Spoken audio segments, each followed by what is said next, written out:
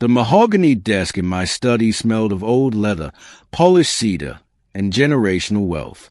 I sat back in my high-backed chair, looking through the gold-rimmed glasses perched on my nose. Across from me sat Elijah.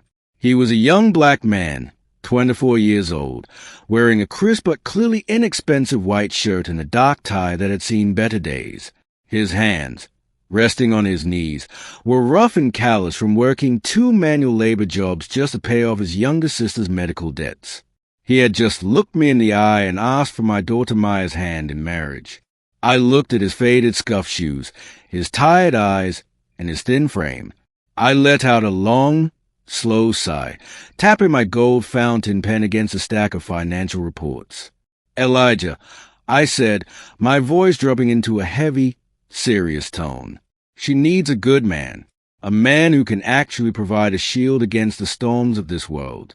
Look at you. You're working 60 hours a week just to keep your head above water. How can you protect my daughter when you can barely protect your own bank account?"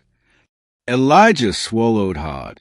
His jaw tightened, the muscles in his face throbbing. But he didn't look down. He kept his eyes locked onto mine, a deep, burning dignity in his gaze. "Sir, I love Maya.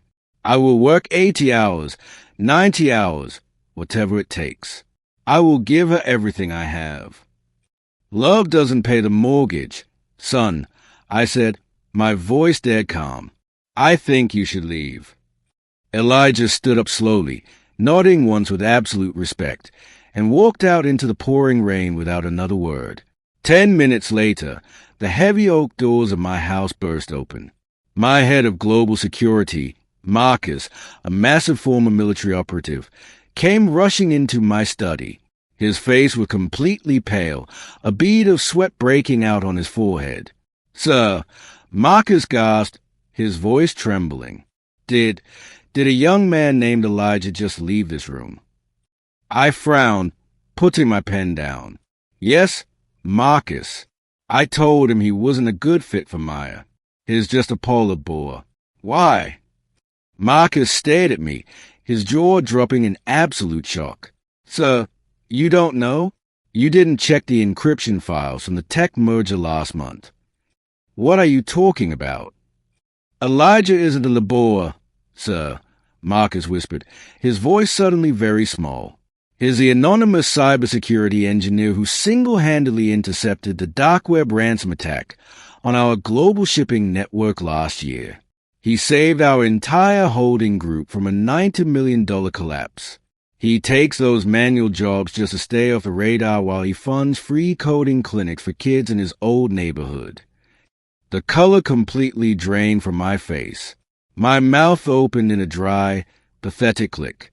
I stood up so fast my chair rattled against the floor. I pulled out my phone, my hand shaking as I looked at the hidden developer signatures on our company's core security matrix. There it was, a tiny digital emblem of a roaring lion, the exact same emblem Elijah had stitched onto his worn-out backpack. I rushed out of the house into the punishing rain, my expensive suit instantly soaking through. Elijah was down at the gates, his head bowed against the storm. "Elijah!" I roared, sprinting down the driveway. He stopped, turning around slowly. The water was dripping from his hair, but his posture was straight, his eyes calm. "I was wrong," I said, my voice cracking as the rain hit my face. "I looked at the clothes. I looked at the shoes. I thought I was auditing your worth, but I was just proving my own blindness." Elijah looked at me for a long moment, then a soft, knowing smile crossed his face. "I didn't come to you for your money, Mr. Vance. I came to ask for your blessing because I respect the family Maya loves." I put my hand on his damp shoulder, the heat of my own arrogance fading into absolute reverence. "You have it, son. You're exactly the good man she needs."